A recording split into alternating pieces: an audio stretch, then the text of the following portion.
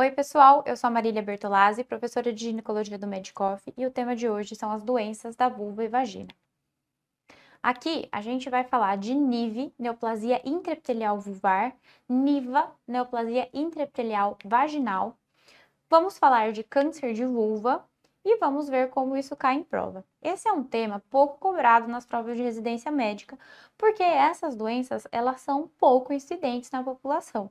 Então, as provas tendem a seguir a incidência aí de algumas doenças, salvos algumas exceções raras. Mas isso tem aparecido, então a gente notou a necessidade de fazer uma aula especificamente sobre as doenças da vulva e da vagina. Então, começando pela neoplasia intraepitelial vulvar ou NIV. A gente tinha uma classificação, uma terminologia muito complicada, tá? E a gente tem uma tendência a simplificar a nomenclatura para ficar mais acessível e mais fácil da gente se referir à doença e conseguir indicar o tratamento de forma mais assertiva. Então, mas para a gente lembrar, às vezes algumas provas um pouco mais chatas ainda cobram uma nomenclatura mais antiga. Então, para a gente tentar contextualizar um pouco, a NIV usual é a NIV HPV induzida. A NIV diferenciada é a NIV que não tem relação com o HPV, que aparece nas mulheres mais idosas e tem uma relação importante com a atrofia vulvar. E aqui uma correlação das terminologias resumidas nessa tabela. Então, antigamente, a gente subclassificava ela entre nível 1, nível 2, nível 3, e aí condinomatosa e basaloide ou diferenciada. A gente já tentou simplificar um pouco na reclassificação de 2005 e em 2015 tentar deixar ainda mais simples, né? Porque viu-se que o tratamento era parecido. Então, a NIV 1 virou lesão intraepitelial escamosa de baixo grau, de forma análoga ao que a gente chama no NIC, no colo do útero. A NIV 2 e a NIV 3, lesão intraepitelial escamosa de alto grau, também de forma análoga ao que a gente fala para o NIC no colo do útero. E a NIV 2 e 3 diferenciada continua sendo chamada de NIV diferenciada, que também é aquela relacionada à atrofia que aparece nas mulheres idosas e não tem relação com HPV. Então, a nomenclatura de lesão intraepitelial ela é mais usada para as lesões relacionadas ao HPV, HPV induzidas. Então, quando a gente fala de neoplasia intraepitelial vulvar HPV induzida, o quadro clínico, o principal sintoma vai ser o prurido vulvar, aparece em 60 a 70% das pacientes, mas a gente tem uma grande porcentagem que é assintomática. A característica da lesão é aquela lesão multicêntrica e uma grande relevância aí do envolvimento perianal e cervical, associação com NIC aqui também, porque o fator de risco é o mesmo. A associação aí do HPV, o HPV é o fator necessário, mas a gente tem uma associação muito forte com tabagismo e imunossupressão. Então, pacientes HIV positivas, pacientes imunossuprimidas por lúpus ou por transplante, é uma população que a gente vê esse tipo de doença de forma bem mais frequente. O risco de progressão para câncer, ele varia quando a gente tem uma lesão de baixo grau, uma lesão de alto grau, mas fica da ordem de 4% ao ano. Aqui, a paciente que tem nível HPV induzida, o clássico é a paciente mais jovem, da faixa etária de 35 até 45, 50 anos, que tem algum componente de imunossupressão ou tabagismo. Na neoplasia intraepitelial vulvar não relacionada ao HPV, a gente vai ter também o prurido vulvar como principal sintoma, mas a faixa etária é diferente. Aqui a gente vai estar falando de pacientes com mais de 55 anos, que já estão na menopausa e ela é mais frequente aí na 7ª década de vida. A característica da doença é uma lesão unifocal e os fatores de risco, além da idade avançada, o principal é o líquen escleroso atrófico, mas também a hiperplasia de células escamosas, que pode ser uma condição associada ao trauma por coçadura crônica mesmo. Então, aqui, de um jeito um pouco diferente, né, o fato da paciente ter uma lesão que deflagra o prurido e ela fazer aquela lesão abrasiva cronicamente aqui, isso é um fator de risco para ela desenvolver a hiperplasia de células escamosas e o câncer de vulva. Como a gente dá o diagnóstico?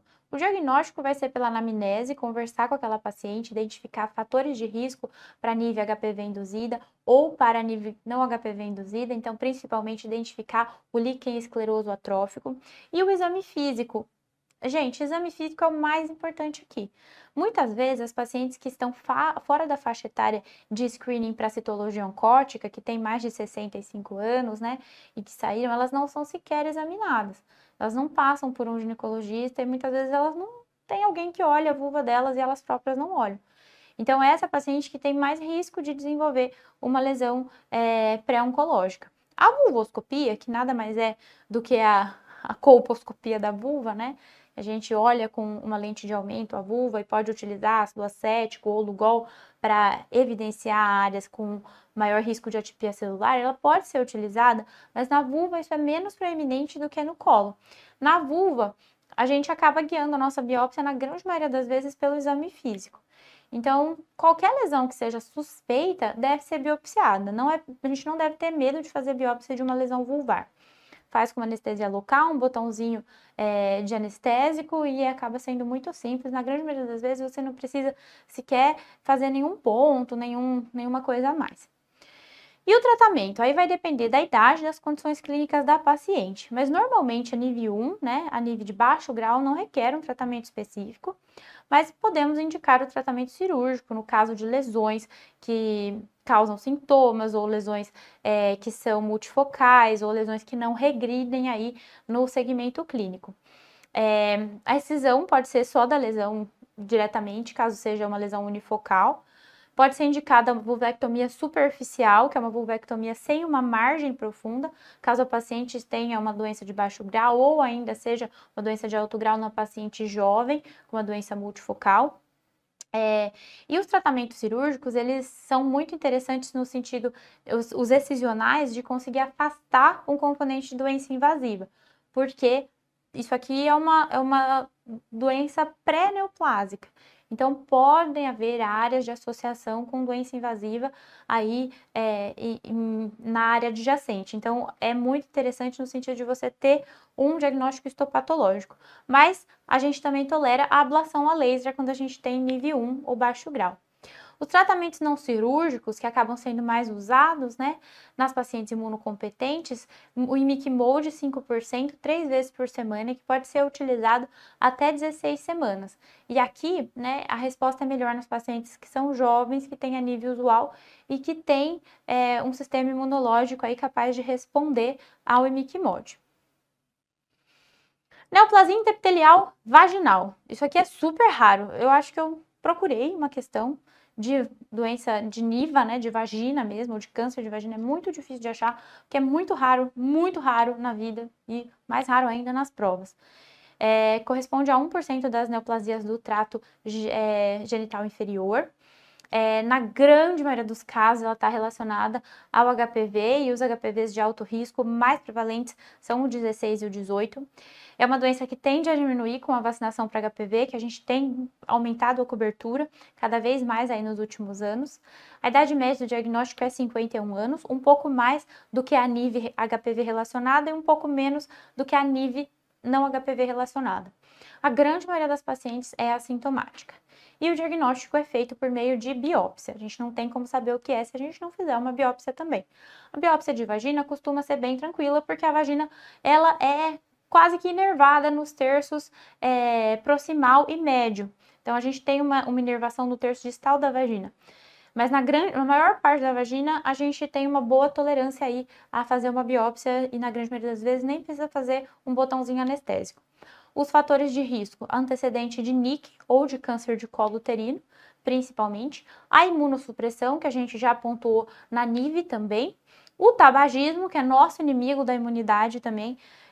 Eu que trabalho muito com câncer de colo uterino, vejo que quase 100% das minhas pacientes tiveram contato com tabaco em alguma fase aí da vida delas. Então, é um fator de risco bem importante para esse espectro de doenças.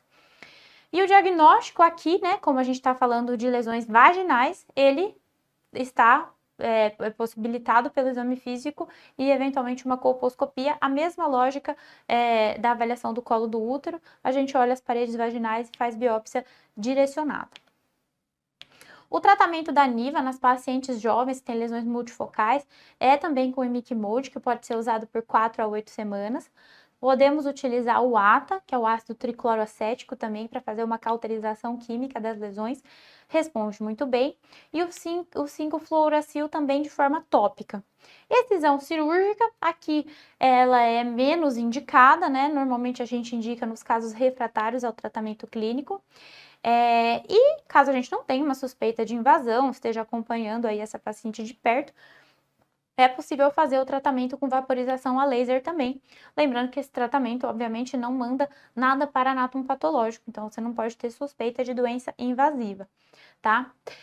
Radioterapia, tradicionalmente já foi usado, mas é muito over, não se usa mais. Eu pontuei aqui porque historicamente é um tratamento, mas a gente reserva hoje para os casos de doença invasiva, câncer. E aí, né, vamos para a nossa parte do câncer mesmo, câncer de vulva, que eu acho que dentro do espectro de doenças, né, de vulva e vagina, é o que tem alguma probabilidade de aparecer na prova de vocês. Então, eu trouxe essa imagem aqui de uma paciente que tem uma atrofia vulvar severa. Então, observem aqui, quando vocês se depararem com essa paciente na vida de vocês, lembre que essa paciente é a paciente que tem maior risco para câncer de vulva, tá? Olha aqui, o apagamento dos pequenos lábios, a fusão do pequeno com o grande lábio, uma atrofia bem importante, o capuz do clitóris aqui quase que fechado, e essa fusão entre os pequenos lábios aqui na região medial. Isso aqui é uma atrofia severa, isso causa muito prurido, e a coçadura crônica é um fator de risco para o desenvolvimento do câncer de vulva. O câncer de vulva ele é infrequente, corresponde a 1 a 4% dos tumores malignos na mulher. E a gente tem 2 grupos de incidência. Essa paciente senhora, que tem atrofia importante e associação com líquen escleroso, e as pacientes que são jovens e sexualmente ativas, que têm a relação com HPV. A média de idade de diagnóstico no Brasil de câncer de vulva é 65 anos, então uma doença de senhoras, né? E aí, essa sequência, líquen escleroso, atrofia, hiperplasia de células escamosas, progride para carcinoma. Jovens, a infecção pelo HPV, a persistência de infecção por HPV normalmente associada a outros fatores de risco relacionados à imunossupressão. E aqui eu vou pontuar de novo, imunossupressão por transplante ou por HIV, ou ainda o tabagismo, que é o inimigo da imunidade. Histopatologia, né? NIV clássica, os cânceres boenoides, condilomatosos, também conhecidos como condilomatosos, e basaloides, que são os indiferenciados. A NIV diferenciada, né, o carcinoma queratinizante. Os outros tipos reconhecidos pela OMS, né, também são os não queratinizantes e o carcinoma verrucoso de vulva. O câncer queratinizante é mais frequente e é o que tem associação aí com líquen escleroso, que é a nossa principal condição. Bom, pessoal, a forma de disseminação do câncer de vulva, principalmente linfática. A gente tem aí o comprometimento de estruturas por contiguidade, então uma lesão vulvar pode ir comprometendo um pequeno lábio, um grande lábio, terço inferior de vagina, uretra, ânus, eventualmente, então as estruturas vizinhas, mas ela atinge o organismo principalmente pela via linfática. Então, linfonodos inguinofemorais, ou inguinais, mais superficiais, drenagem de lesões na região de púbios e lábios maiores e menores. E a gente tem uma drenagem mais profunda para os linfonodos pélvicos mesmo, em lesões que comprometem o clitóris. Os linfonodos inguinais superficiais, eles podem ser palpáveis sobre essa fena, entre a face quibriforme e os vasos femorais, né? E os linfonodos inguinais profundos, eles acabam sendo comprometidos depois, né? Eles acabam seguindo essa sequência na grande maioria das lesões.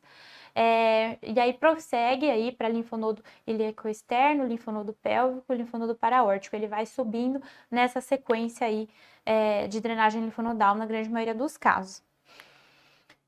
E aí, o quadro clínico, né? Prurido genital, também frequente aí nas lesões pré-oncológicas, nos níveis. Sangramento, nódulo palpável, dor, desconforto, corrimento.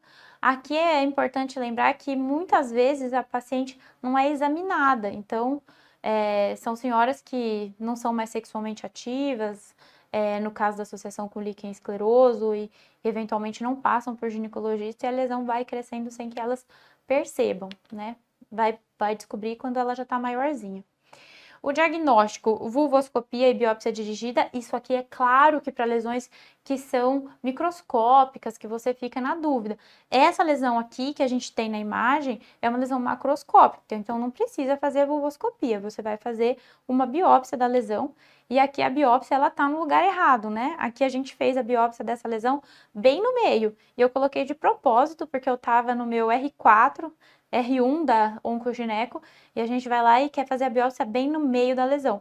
Isso aqui tá errado, tá? Porque essa biópsia pode vir com necrose, pode vir inconclusiva, que foi o que veio nesse caso especificamente, tá? Então a gente tem que fazer a biópsia na interface entre a lesão e o epitélio aparentemente sadio da vulva.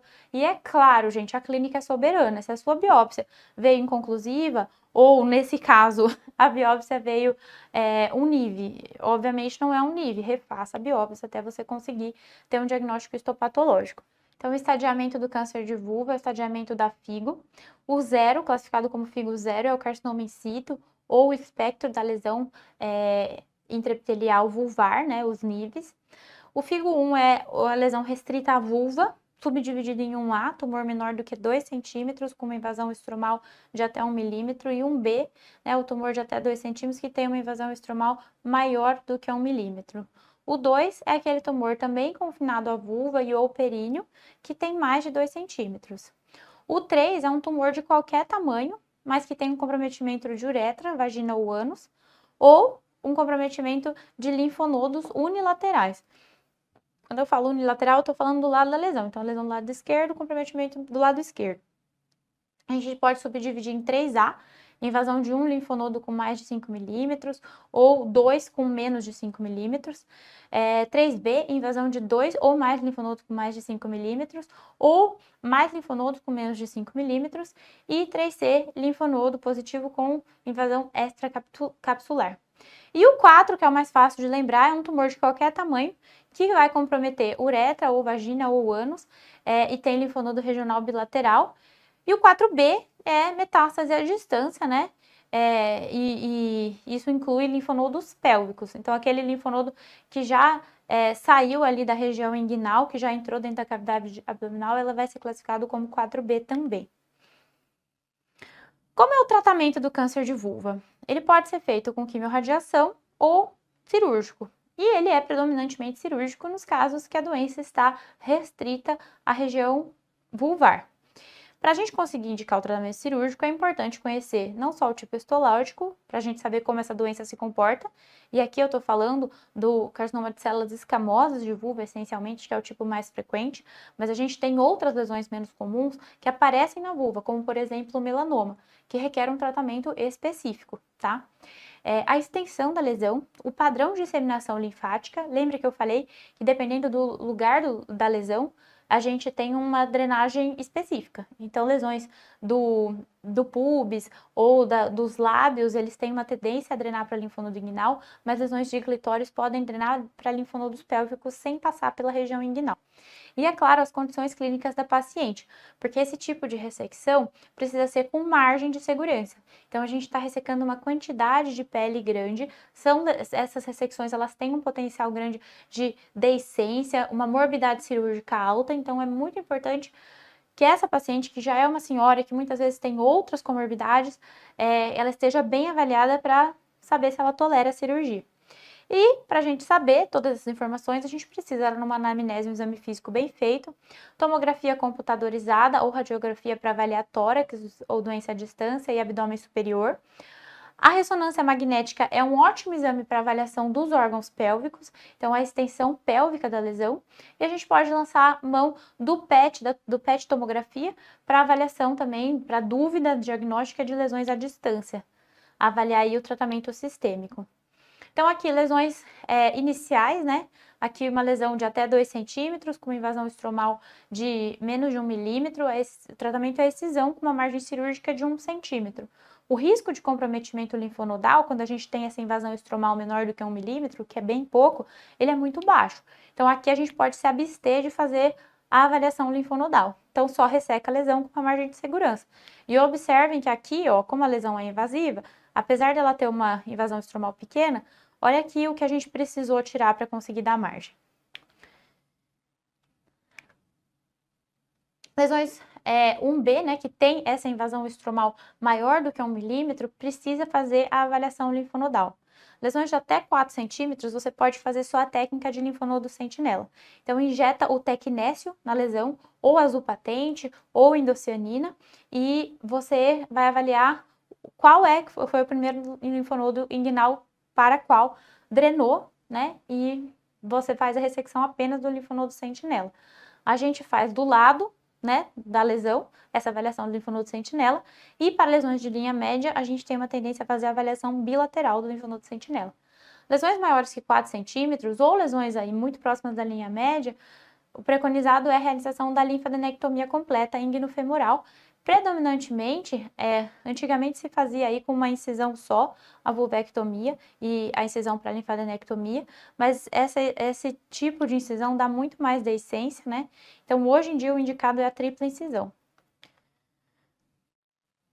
Lesões muito grandes também podem ser tratadas com cirurgia, mas aí a morbidade do tratamento cirúrgico é muito grande. Aqui uma paciente que tinha uma lesão grande, refratária ao tratamento, uma associação aí com HPV e associação com NIV, importante, que foi submetida a uma ressecção e ela precisou de retalho para fechar a pele e evoluiu num pós-operatório que demorou bastante para cicatrizar. Então é possível aí a gente começar o tratamento com uma neoadjuvância, caso o paciente não tolere o tratamento, ou caso ela tenha um comprometimento extravulvar, né? Que a doença não seja ressecável aí pelo tratamento cirúrgico. E a doença metastática, o tratamento é com quimioterapia, obviamente igual a grande maioria das doenças oncológicas. Vamos ver como isso aparece em prova? Apareceu na prova da Unicamp, de 2024. Uma mulher de 38 anos apresenta uma lesão vulvar multicêntrica recidivante. O anátomo patológico, lesão intraepitelial escamosa de alto grau da vulva. O principal fator de risco associado a essa lesão, né, é a infecção pelo HPV ou papilomavírus humano. Gente, aqui a gente poderia falar em atrofia ou líquen escleroso atrófico, mas olhem essa paciente. Ela tem uma lesão multicêntrica recidivante, ela tem só 38 anos. Então, nessa população específica, o HPV, ele é o principal fator de risco de longe. Se a gente tivesse aqui uma senhora de 68 anos, né, com uma lesão única, a gente poderia responder que o fator de risco é líquen escleroso atrófico ou atrofia vulvar severa, tá? Foi difícil achar questão disso, é difícil cair esse tema em prova. Essa é uma aula mais específica, então, como eu falei no começo, é uma aula que, se você quiser pular ela, quiser descansar um pouco, talvez seja uma aula mais específica, mas isso tem aparecido, então é bom estudar também. Um beijo e bons estudos!